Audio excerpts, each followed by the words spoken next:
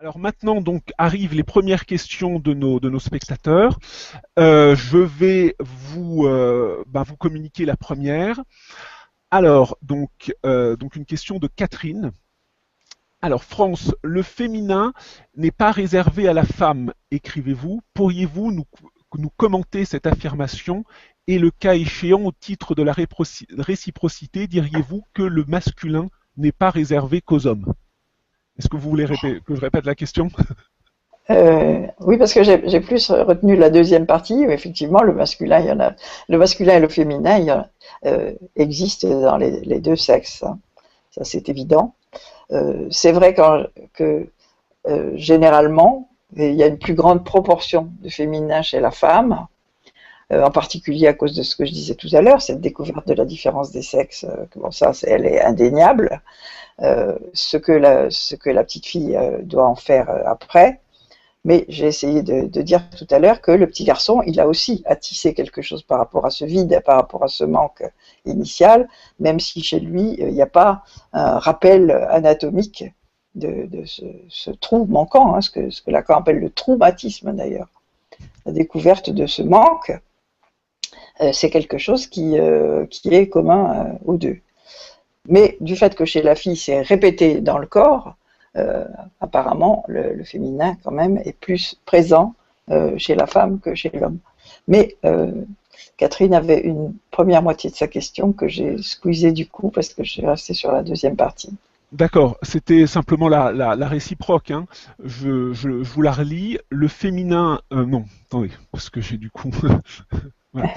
Le féminin n'est pas réservé qu'à la femme, Oui, écrivez-vous. oui, Pourriez-vous nous commenter cette affirmation? voilà, c'est ça.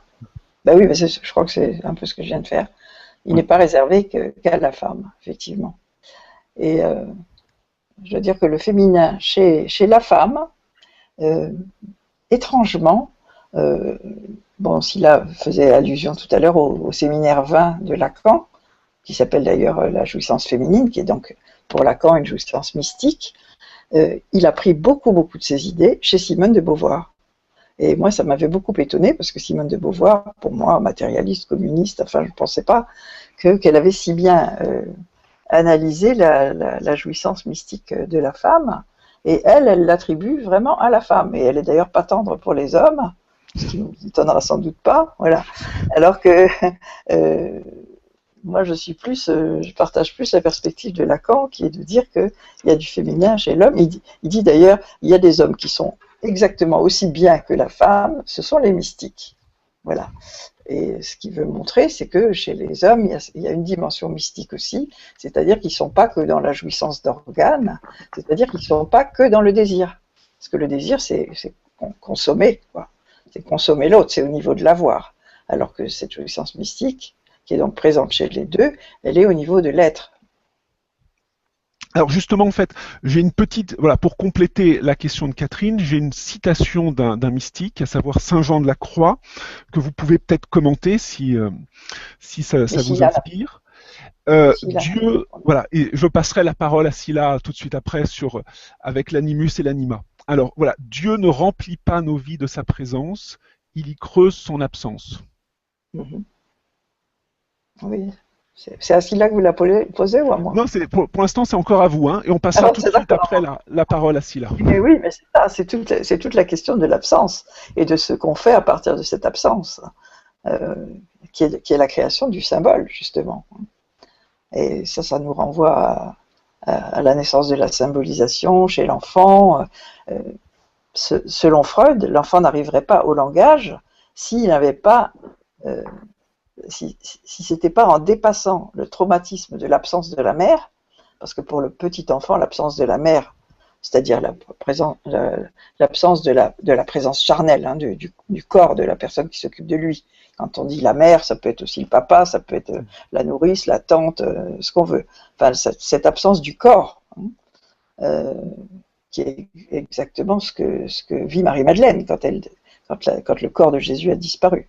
Cette absence du corps creuse donc un trou et il faut faire quelque chose à partir de ça. Donc cette absence en creux, c'est une présence. C'est ce qu'on découvre aussi quand on perd quelqu'un, hein, que finalement, au bout de quelques temps, il se crée une espèce d'absence-présence qui donne naissance à la mélancolie, qui est finalement une douceur après la mort. Hein. Après la brutalité de la mort, on tisse quelque chose. C'est ça le processus de deuil, je crois. Vous pourriez peut-être juste évoquer en quelques mots, avant que je passe la parole à Cilia, le concept fondamental en psychanalyse du Fort-Da. Ah oui, c'est une observation très, très intéressante de Freud sur son petit-fils, qui était âgé d'1 an et demi. Et c'était son petit-fils, donc le fils de sa fille. Et la fille de Freud avait donc confié l'enfant au grand-père parce qu'elle avait à s'absenter. Et donc Freud, qui était en train de travailler avec ses papiers, voilà, il était à sa table de travail, mais du coin de l'œil, il observait l'enfant. Et il voit d'abord, ça surprendra personne, l'enfant se met d'abord à hurler du départ de la mère, parce que pour l'enfant qui était charnellement tout le temps proche de sa mère, la perte de la mère, c'est vraiment une coupure telle que c'est équivalent à une déréliction. Enfin, il perd, c'est comme s'il perdait une partie de lui. Bon. Et donc, voilà, il pleure, et puis jusqu'à ce qu'il trouve un jeu qui étonne beaucoup Freud, parce qu'il s'aperçoit que ça apaise l'enfant. Et le jeu qu'a trouvé cet enfant, c'est avec une bobine qui était tenue par un fil. Donc Freud dit, c'est bizarre, au lieu de tirer cette bobine par un fil, comme s'il tirait une petite voiture, il fait un jeu bizarre, c'est qu'il envoie cette bobine par-dessus le bord de son berceau, il était à l'extérieur du berceau, il l'envoie dans le berceau, donc la bobine disparaît, et il la ramène. Et il la fait disparaître, il la ramène. Tiens, se dit Freud, c'est finalement, ça pourrait être comme sa mère qui s'en va, et il jubile finalement parce que, comme la bobine, elle va revenir. Et en même temps, il l'accompagne vocalement de 2 phonèmes, O, Da, O, Da. Et il fait ce geste répétitif. Donc Freud pense que, comme l'enfant était germanophone, puisque ça se passe à Vienne, pense que ça voulait dire forte, c'est-à-dire loin, Da, rapproché. Ça, on ne saura jamais, mais de toute façon, ce n'est pas très important. Ce qui compte, c'est que l'enfant avait symbolisé sa mère, donc sa mère allant et venant, par la bobine, allant et venant. Et donc, ce qui est important, c'est de montrer comment cette symbolisation s'enracine dans le corps de l'enfant, et dans un mouvement, et dans 2 sons opposés. Donc pour nous, c'est aussi une des bases de la danse-thérapie, ça, ce jeu rythmé, répétitif.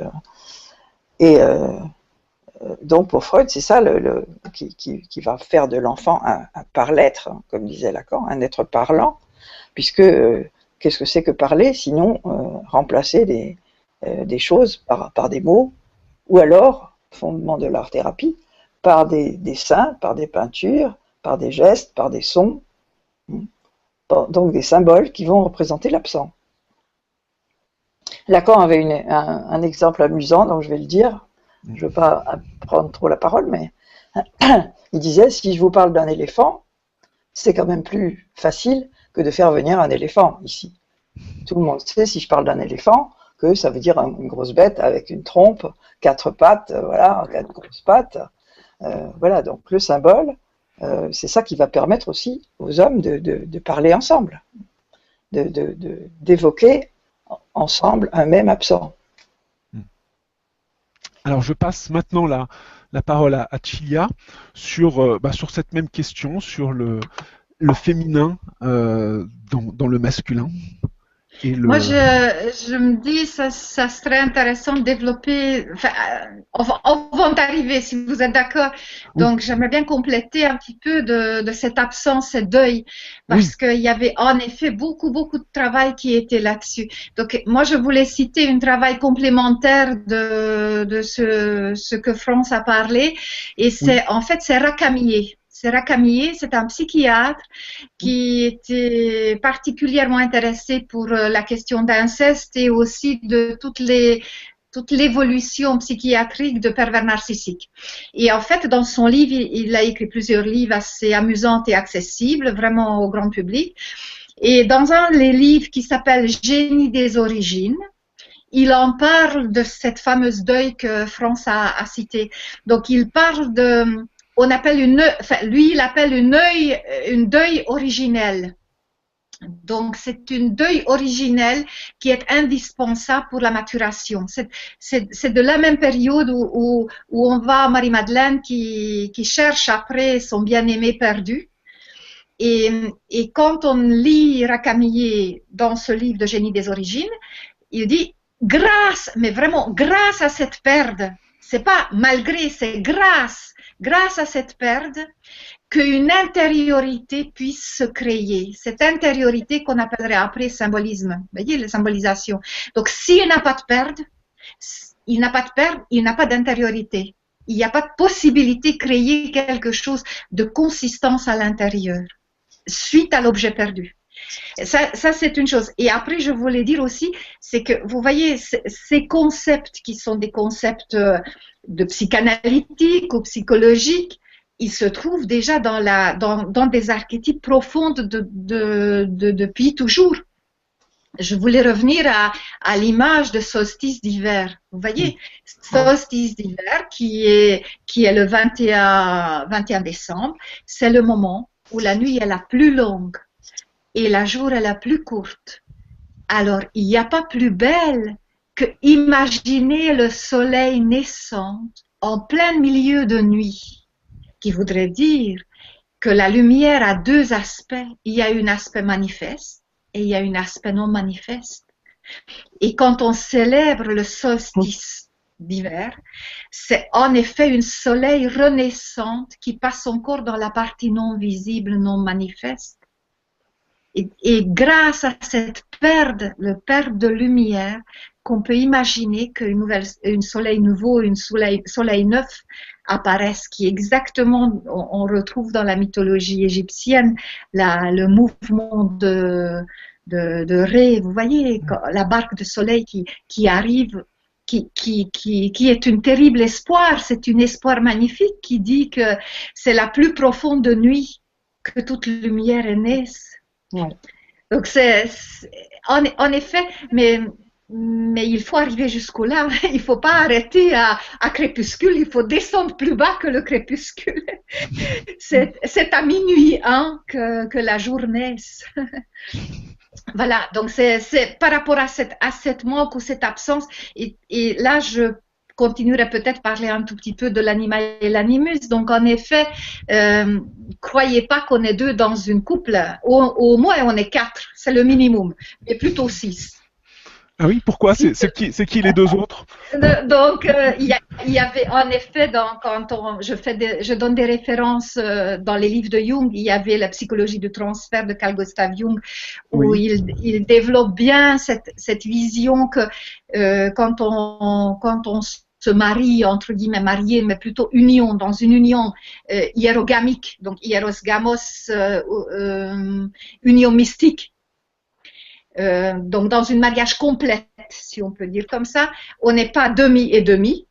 C'est bien, parce que la notion de mon moitié, c'est la pire des injures que vous pouvez dire à une madame ou une monsieur. Donc idéalement, on s'unit deux entiers.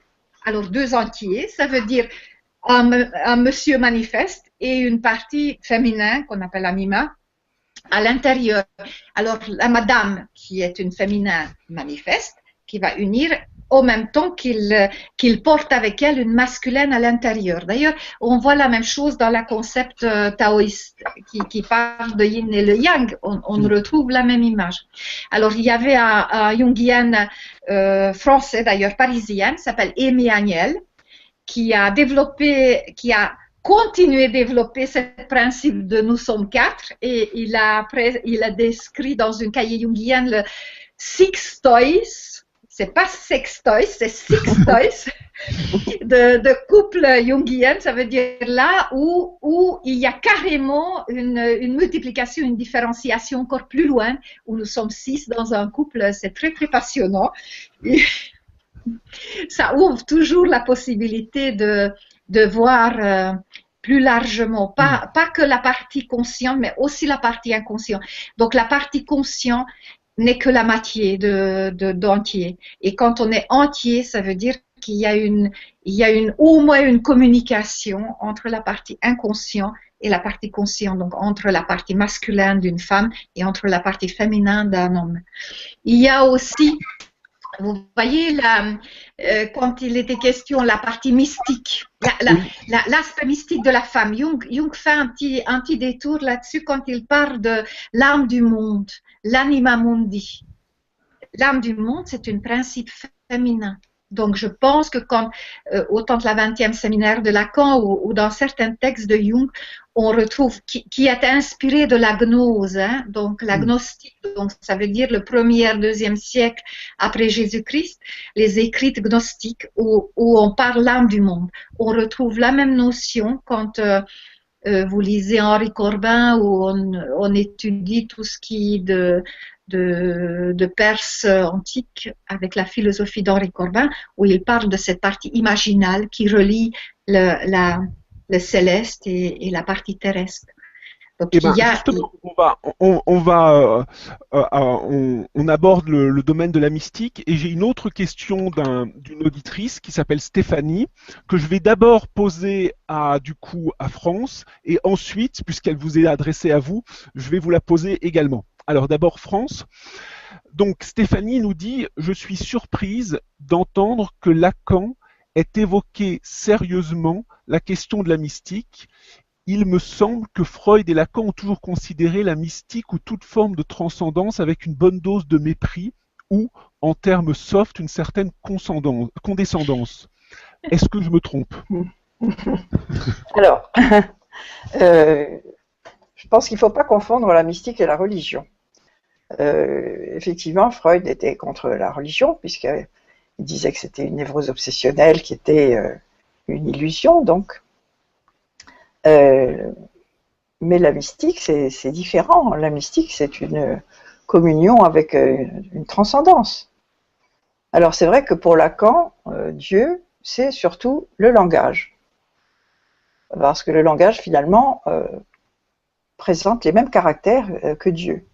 Il est immortel, hein, il existe depuis bien avant nous, il nous détermine. Je crois que le grand apport de Lacan, enfin un des grands apports, puisqu'il a relu Freud, mais au XXe siècle, donc avec des connaissances en particulier en linguistique que Freud n'avait pas. J'ai perdu mon fil, pardon, j'étais en train de dire quoi? On parlait donc de la mystique et on parlait, notre spectatrice s'étonnait du fait que Lacan ait sérieusement évoqué la question de la mystique. Voilà. Donc, ce que Lacan voit de divin dans le langage, au point de dire, mais il parlait lui aussi le langage de l'inconscient, il essayait de parler le langage de l'inconscient, c'est pour ça qu'il est quelquefois un peu abstru pour les gens qui... il faisait un lien entre dire et Dieu, hein, puisque le langage, donc, nous préexiste, nous détermine, voilà, c'est là que j'en étais, il nous détermine beaucoup plus qu'on l'imagine, c'est-à-dire que les mots qui ont présidé à notre naissance, par exemple, mots que nous avons oubliés, sauf notre prénom, celui-là, effectivement, mais qui nous détermine aussi, bien sûr. Donc tous ces mots que nous avons entendus bébés nous ont déterminés. Les mots que disent nos parents sur nous, y compris les mots négatifs, genre tu feras jamais rien, tu n'es qu'un bon à rien, etc. Tous ces mots nous déterminent énormément. Et bien sûr, le langage aussi nous survivra, puisque au moment où nous allons mourir, le langage, lui, ne va pas mourir. Donc pour lui, le langage, c'est le grand autre, avec un A majuscule, hein, parce que Lacan fait une distinction entre l'autre avec un grand A, on pourrait dire le ciel de l'Olympe, hein, la culture, l'art, le sublime, et le petit autre, qui est celui que notre prochain, notre semblable, celui avec qui on échange, voilà, de la séduction, ou de la rivalité, ou de l'amour, enfin tout ça, voilà. Donc je crois que la mystique, ça dépasse de beaucoup le religieux. C'est-à-dire que la mystique n'a pas de dogme, la mystique, c'est une relation directe d'un sujet avec une transcendance.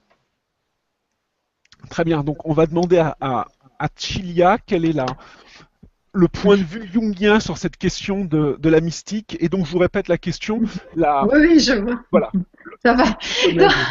Donc ce que ça me fait penser, d'abord par rapport à Lacan, c'est moins connu, mais Freud, c'est très connu en fait, parce que on sait que Jung était une élève de Freud au début, enfin une élève, donc une suivie de Freud, et quand Freud a appris que Jung va préparer un thèse de doctorat en étant un psychiatre, donc on est bien dans un domaine rationnel, hein, et qu'il va préparer une thèse de doctorat avec un titre qui s'appelle Phénomène prétendument dit occulte en psychiatrie. Donc là, Freud a écrit une lettre à Jung qu'on voit dans la correspondance, il y a une correspondance Freud et Jung, où il dit méfiez-vous à cette mer noire, l'océan noir de la mystique.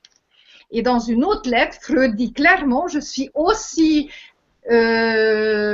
opposé de mystique que la musique. Il écrit clairement comme ça. Donc, Freud et le mystique, ça je ne sais pas. Jung, c'est quand même différent. Donc, en effet, Jung parle de l'expérience mystique immédiate. Il appelle ça comme ça, l'expérience mystique immédiate. Ça veut dire que, en effet, comme France dit, le mystique n'a rien à voir avec la religion, rien à voir avec un dogme. D'ailleurs, c'est très proche de la mythologie. Vous voyez, la mythologie ne peut pas être dogmatisée.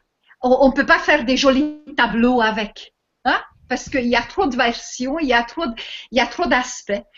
Le mythe est vivant. Et je pense que tout ce qui touche le mystère, c'est exactement la même chose. Il n'est valable que s'il est vécu, s'il est une expérience vécue. Et parce que c'est une expérience vécue unique et singulière, c'est ce qui explique que sur ce domaine, il est limite intangible, il est impossible à expliquer, il est inexplicable, il est ineffable. Tout ce qui est mystère touche l'ineffable, touche la partie qui nous dépasse et qu'on ne peut pas la décrire ni de représenter. La même chose comme la figure dite divin, c'est irreprésentable. On ne peut que faire l'expérience vécue. Et quand Jung parle de l'expérience mystique immédiate, c'est en effet un lien intime, profond, avec un aspect de la divinité. Je pèse bien mes mots malgré mon français assez approximatif. Donc, on ne parle pas de Dieu, on parle de divin. Oui. Et on parle une des visages ou une des aspects vécus d'une façon intime et personnelle. Et ce n'est pas nécessairement lié. Vous voyez, c'est la même chose comme le sacré n'est pas lié à une église. Le sacré c'est une toute autre dimension. Le sacré, c'est là où on est consacré à créer ce lien ou chercher ce lien. Et ce lien, ce n'est pas nécessairement déterminé selon une dogme. C'est vraiment un instant particulier où on est connecté avec un aspect ou plusieurs aspects de la divinité, selon Jung. D'ailleurs, ça faisait beaucoup, il y a beaucoup de correspondances. Ça vaut la peine de lire la correspondance de Jung, parce que j'ai quand même l'impression que c'est plus lisible que ces livres. Parce que certains livres de Jung, c'est quand même un peu difficile. Mais les correspondances, il a entretenu des grandes correspondances avec beaucoup de pasteurs, curés et ainsi de suite, où ils répondent de beaucoup d'attaques ou beaucoup de questions concernant qu'est-ce que c'est l'expérience mystique immédiate. Il dit immédiate, ça veut dire que ça ne dure que l'instant même. Très difficile, on ne peut pas prolonger. Je ne peux pas être en sacré entre 2 heures à 4 heures parce que je décidais comme ça. Non, c'est des instants. On appelle ça des kairos, le Dieu divin de l'instant. Le moment opportun. Est-ce que ça ne serait pas une expérience qui serait hors du temps? Ça dépend comment vous considérez le temps. Le temps, malheureusement, pour compliquer les choses, il n'y a pas d'un temps. Donc, il y a un premier temps qu'on appelle le temps linéaire. C'est le temps de Chronos, vous voyez, qui a un début et une fin. Après, vous en avez un second temps, qui est le temps cyclique qu'on a déjà parlé. Donc, c'est tout ce qui... La façon comme l'homme a essayé d'apprivoiser sa mortalité. Il a créé le cycle pour dépasser sa mortalité. Donc, c'est le temps cyclique, c'est Aion. Après, vous en avez un temps éternel, le temps des dieux. Ça veut dire immortel, éternel, parce qu'on ne sait pas quand il a commencé, on ne sait pas quand il a terminé. Donc, immortel et éternel. Et vous avez un quatrième temps, vous voyez, c'est pas facile, hein. Il y a un quatrième temps qu'on appelle Kairos. C'est un dieu grec qui s'appelle le moment opportun. C'est un instant. Donc l'homme, vous, moi, France et tout le monde autour, on devait composer avec ces 4 temps pour créer quelque chose de singulier et personnel qui est le 5e temps qu'on appelle le rythme. Et là, je pense que France peut dire beaucoup de choses sur le rythme. Quel est le rythme personnel créé à partir de ces 4 temps qui nous complexifient et rendent passionnant la vie? Et bien justement, on va lui passer la parole sur cette question du rythme et peut-être, France, vous pouvez ensuite embrayer sur la question de la danse et de la danse-thérapie. Ah, bien sûr, parce que le rythme et la danse sont indissociables. Et le rythme et la mystique aussi sont indissociables. Parce que dans ces mystères antiques dont je parlais tout à l'heure, donc dédiés à ce dieu mourant et à la déesse mère, les danses qu'on y faisait étaient des danses toujours accompagnées de tambourins et de flûtes. C'est-à-dire que ça rejoint d'ailleurs la mystique, parce que c'était depuis toujours la danse rythmée comme ça, répétitive, est considérée comme un moyen de communier avec le transcendant. C'est un véhicule direct d'accès à la transcendance. Et alors c'est un rythme particulier, c'est un rythme où on retrouve les grands rythmes organiques, moi j'appelle les rythmes premiers ou les rythmes primitifs. La pulsation, donc faite au tambourin, un rythme qui évoque le battement du cœur, qui est notre première musique perçue quand on était fœtus dans le ventre de la mère, puisque le battement du cœur, on l'entend en permanence pendant 9 mois, donc c'est vraiment imprimé dans le corps. Et l'autre rythme, c'est ce mouvement pendulaire qui fait rythme, qui est le va-et-vient de la respiration, que l'enfant perçoit aussi bien sûr comme une espèce de ressac pendant les 9 mois de la gestation. Et après la naissance, la mère reprend ses rythmes dans ce qui est finalement la première danse qu'on connaît dans les bras de la mère, c'est la berceuse. C'est-à-dire que quand elle met l'enfant contre son sein, au moment des tétés, il perçoit le battement du cœur. Et on sait combien c'est important pour l'enfant pour se sentir relié à la source de vie. Le rythme respiratoire, c'est plus difficile à percevoir. Et donc, enfin je ne sais pas si c'est donc, mais en tout cas c'est l'expérience qui a appris ça aux femmes, puisque la berceuse existe dans toutes les cultures du monde, c'est transposer ce va-et-vient dans ce mouvement comme ça de balancement. Donc on a les structures principales de toutes ces danses populaires du monde entier, sont toujours à base de pulsation et de balancement. Et ça, c'est vraiment un véhicule des danses dionysiaques. Et Dionysos, c'était un dieu irrésistible pour les femmes. Il y a tous les mythes des bacchantes, tout ça, Euripide, enfin, tout ce qu'ils racontent là-dessus. Les femmes ne pouvaient pas rester à leur métier à tisser quand elles entendaient les musiques dionysiaques, mais elles filaient dans la nature et elles allaient danser avec Dionysos. Et ces danses pulsatives et balancées sont revenues en masse au XXe siècle par le détour des États-Unis, avec toutes les danses pulsatives, dont aujourd'hui la plus connue, c'est évidemment le rock'n'roll, qui est devenu le rock, et tous ces dérivés d'aujourd'hui, où on reprend les expériences de trance, donc dans la musique techno, avec les rave parties, dans la musique hip-hop, toutes ces danses revendiquent beaucoup le cœur. Le cœur battant de Dionysos, qui était la seule chose qui était restée vivante de Dionysos quand il a été découpé enfin mangé par les titans, découpé en morceaux, enfin, comme Osiris. Là aussi, on rejoint toujours ce mythe du dieu mourant ressuscitant. Il ressuscite finalement par la danse aussi, pas seulement par les lamentations des déesses qui les font revenir à la vie, mais il y a aussi ce cœur qui reste toujours vivant.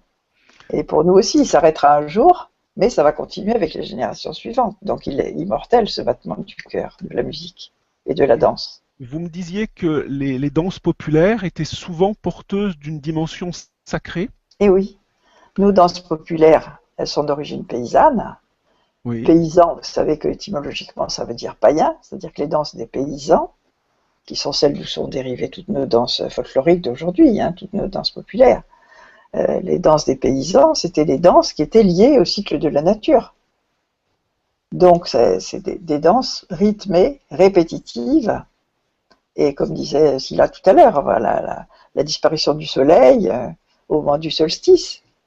Je crois que c'était un grand forda d'ailleurs, la disparition du soleil pour les hommes, c'était une déréliction et on ne savait pas s'il allait revenir. Et bon, et donc voilà, on retrouve ces rythmes fondamentaux dans ces rythmes profonds des danses paysannes qui étaient à l'origine des danses sacrées. Et probablement que on ne sait plus très bien ce qu'on dansait en Grèce. Bon, on a les dessins sur les vases, mais ça ne nous donne pas une idée vraiment de ces rythmes. J'ai une collègue, Marie-Hélène de Lavoro, qui travaille sur les danses grecques antiques, pourrait peut-être en dire un petit peu plus, mais ce qui est sûr, c'est que c'était rythmé avec des gestes répétitifs, parce que c'est ça qui induit la transe. Et pourquoi? C'est parce que le geste répétitif, si on y pense, c'est un geste qui naît, qui se développe et qui meurt, et qui recommence. Donc il reprend toujours, c'est toujours l'idée du temps cyclique dont parlait Scylla. Il est représenté dans la danse. Et il y a toute une philosophie derrière la danse, bien sûr. Alors ces danses paysannes ont la plupart du temps disparu. Est-ce que vous pensez que cet aspect sacré, cette dimension sacrée a pu être reprise par les danses modernes que vous évoquez, le rock'n'roll, la trance ou la techno? Oui, mais je pense qu'elles sont à la recherche de leur mythe. Elles ont le rite. Le rite, par définition, c'est quelque chose qui permet d'incarner un mythe. Bon. Oui. Et le mythe, il est un peu vague, mais je pense qu'il est lié, en tout cas, au vivant. Il est lié au vivant, puisque vous savez que dans les ravers, il y en a qui se collent au baffle, au point de devenir la pulsation, mais au point de se démolir les oreilles, d'ailleurs. Ils communient avec la source de vie. Donc je pense que ça devrait intéresser les écologistes parce que c'est comme un retour à Gaïa, à la terre-mère fondamentale, au battement du cœur de la terre-mère, celui qui émet de la vie. Voilà, c'est un battement qui émet de la vie en permanence. Et ça serait intéressant de réfléchir à un mythe écolo, mais profond écolo, pas simplement profond, vraiment la philosophie de notre relation à la terre-mère, qui ne soit pas un rapport de domination, mais un rapport de respect et de célébration par la danse. Justement, ça m'amène à une autre question d'auditeur qui, donc c'est Kevin. Kevin s'étonne que notre société moderne ne crée pas de mythes contemporains. Donc je vais d'abord vous poser la question à vous et passer tout de suite après la parole à Cilia. Pourquoi est-ce qu'on est obligé de revenir à des mythes paléolithiques ou des mythes antiques comme Dionysos, Osiris, et qu'en fait notre culture contemporaine ne crée pas de mythes qui nous parlent directement? Et parce qu'on est prisonnier de notre raison amputée de toute sa dimension imaginale. Et d'ailleurs, pendant très longtemps, les mythes, on a pensé que c'était d'ailleurs ce que vous avez, la citation que vous avez lue là de 1935, c'était un truc archaïque primitif au sens négatif du terme. Pour moi, évidemment, primitif, c'est un sens très positif, parce que je pense que la pensée sauvage, hein, dont parlait Lévi-Strauss, on l'a tous, mais on a voulu l'évacuer en Occident. Et donc, on est dans un assèchement mythologique qui est très dommageable. Et effectivement, il faut en trouver d'autres. Alors, il y a tous ces nouveaux mythes, Harry Potter, Star Wars, tout ça, qui reprennent, je crois, pas mal d'éléments des mythologies anciennes. Mais, bon, je ne sais pas si ça va prendre vraiment l'importance qu'avait... Et puis chez nous, Dieu est mort en principe, hein, depuis Nietzsche. Donc c'est difficile de retrouver des mythes qui sont crédibles. Mais je ne pouvais croire qu'à un Dieu qui saurait danser, disait Nietzsche. Certainement pensant à Dionysos d'ailleurs. Je vais passer la parole à Cilia. Je me souvenir que Jung avait titré ou sous-titré un livre, un mythe contemporain. Oui, oui. Il y avait le mythe moderne. Et oui. Sa conception, c'est celle-ci que l'homme a perdu sa fonction mythopoétique. Qu'il y a une perdaison de fonction mythopoétique. C'est la raison qu'il donne, lui. Mais après, je reviens un petit peu de ce que France a dit, le lien entre le mythe et le rite. Parce que, enfin, voilà. Donc, on dit le mythe, il explique. Et le rite, il réactualise. Donc le mythe, il va être toujours la même mythe. Et dans la rituelle, par la danse, par les chants, par les incantations, par les différents mouvements. Donc là, la danse et le chant, c'est ensemble. Et je pense que c'est vraiment important quand France parle qu'il y a simplement la danse, il y a la danse chantée. Donc c'est une chose en plus. Donc, je pense que l'ensemble qui compte, donc le mythe et le rite. Après, moi, il reste une question pour moi par rapport à Marie-Madeleine. Je sais que personne n'a posé, mais moi, je pose la question parce que ça m'a beaucoup interpellée. Je me dis, tiens, quel serait le rite qui corresponde à Marie-Madeleine? Est-ce qu'il serait une... Parce qu'en effet, quand il y a une mythe, quand il y a une partie de mythe, il y a toujours la partie rite qui répond, comme Dionysos, comme France a très bien dit. Mais quel serait le rite de Marie-Madeleine? Est-ce qu'il y a une rite connue? J'ai pas su percer ce mystère, moi personnellement. Dites. Oui. Le geste répétitif qui meurt et qui renaît. Puisqu'il meurt et il renaît, donc tout geste... Moi, j'avais à un moment donné l'idée, mais c'est une discussion à peut-être continuer avec France. J'avais l'idée de centripète et le centrifuge. Donc, un mouvement qui ouvre, vous voyez le cercle qui ouvre à l'extérieur, et quand elle retourne dans sa grotte terrestre, c'est comme un mouvement qui va vers le centre. Donc vraiment le mouvement, moi je vois dans un mouvement de cercle, donc une circambulation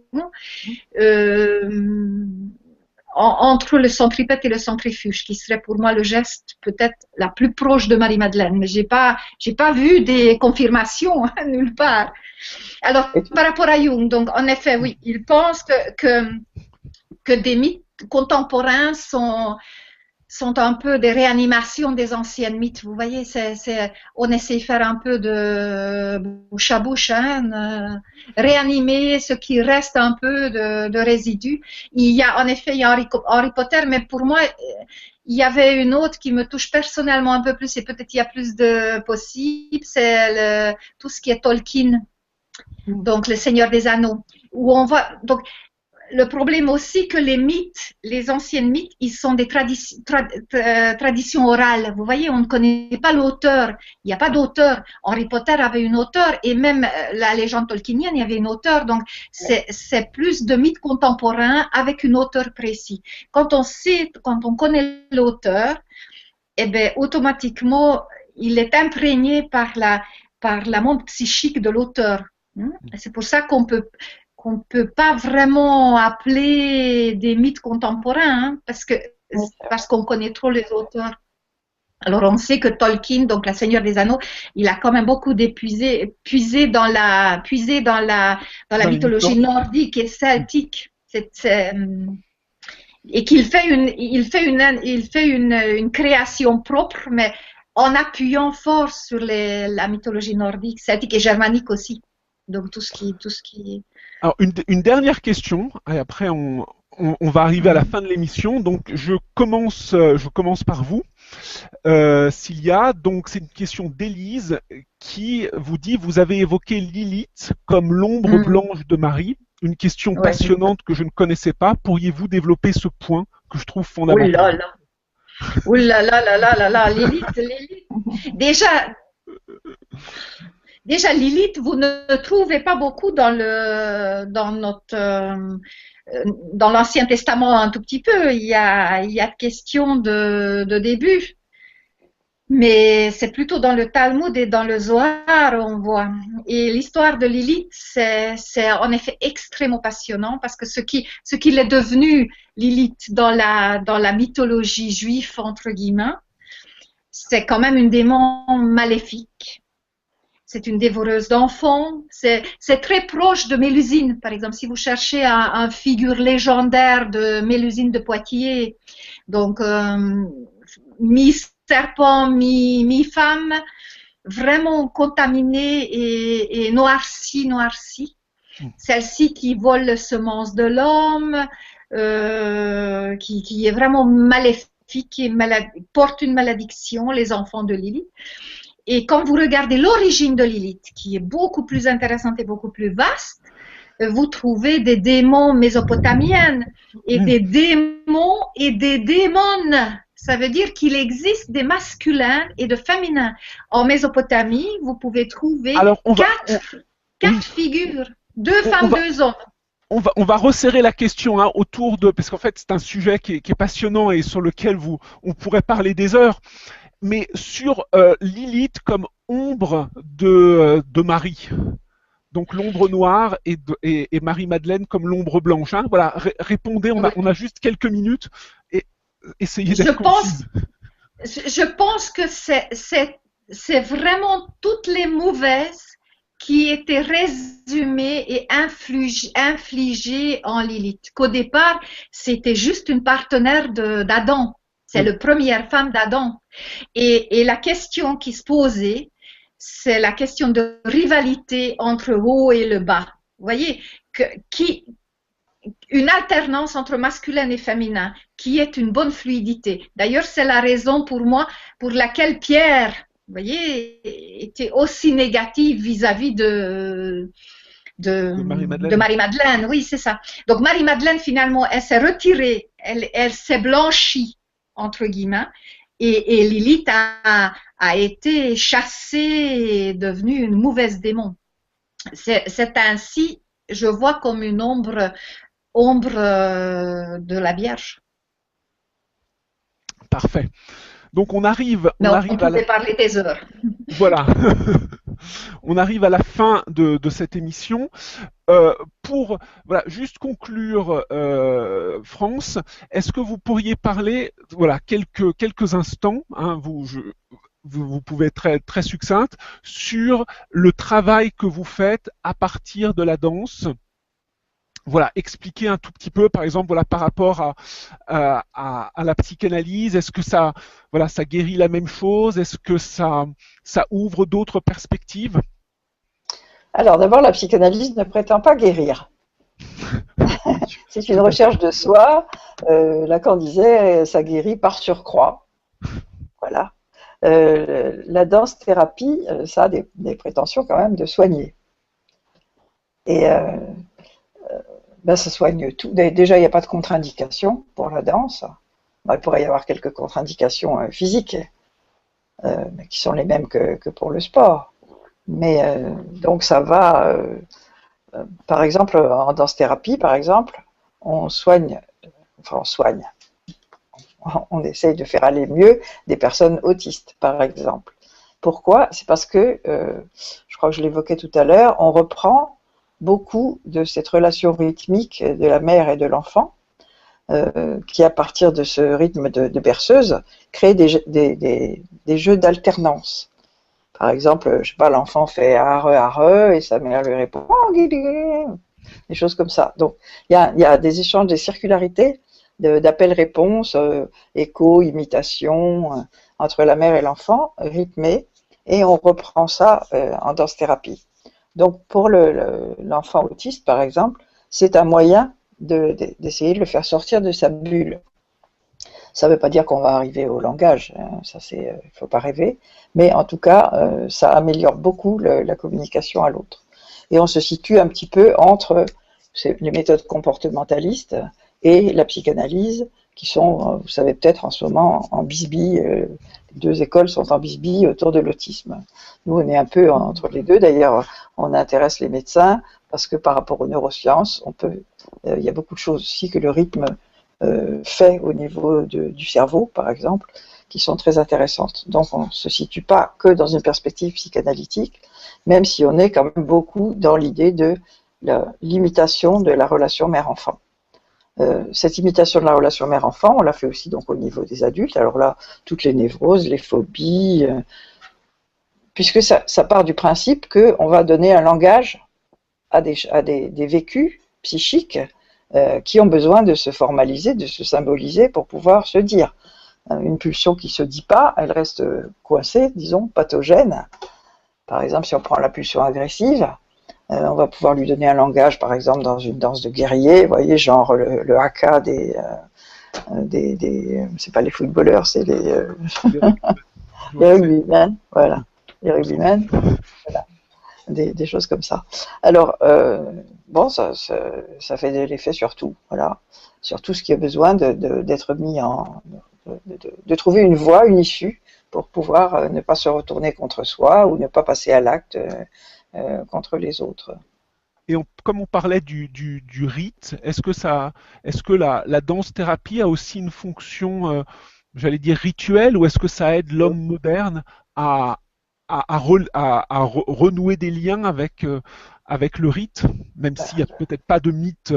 Oui, de toute façon, il y a une phase de mon activité de danse-thérapie qui s'appelle d'ailleurs rituel. Il y a une partie rituelle et puis il y a une partie d'improvisation, création. Enfin, bon.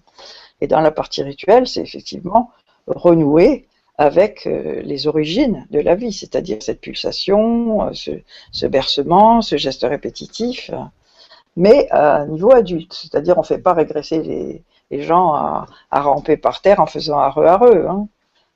C'est de l'art-thérapie, donc on recherche quand même la beauté du geste. Mais on reprend ces structures d'alternance, d'échange avec l'autre. C'est un rituel ludique. On est dans un état de jeu, JEU. Voilà. Bah, parfait. Et je vais quand même passer un tout petit peu la parole à Cilia.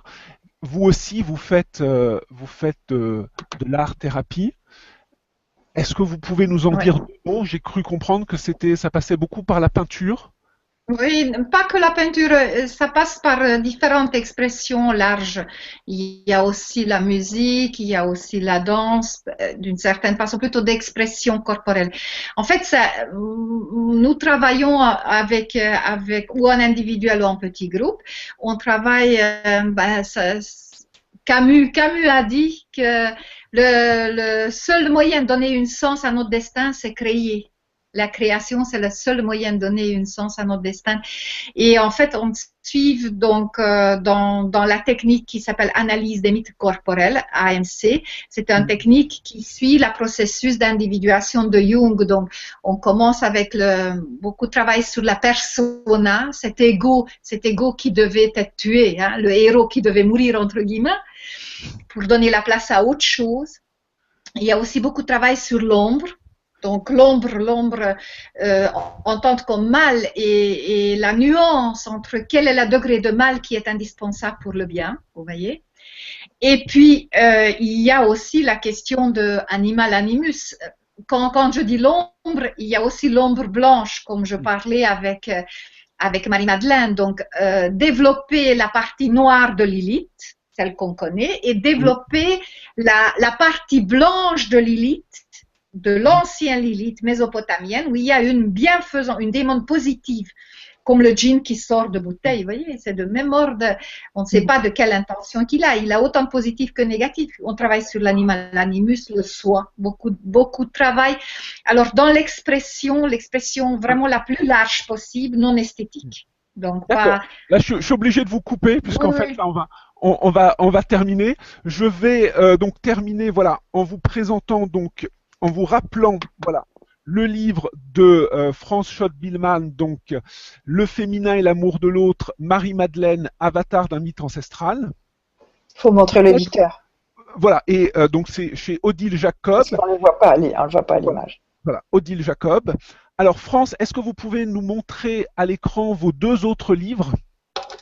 Donc, alors, le premier... ceux qui sont encore disponibles, parce qu'il y en a d'autres, mais voilà. Est-ce que ça va comme ça?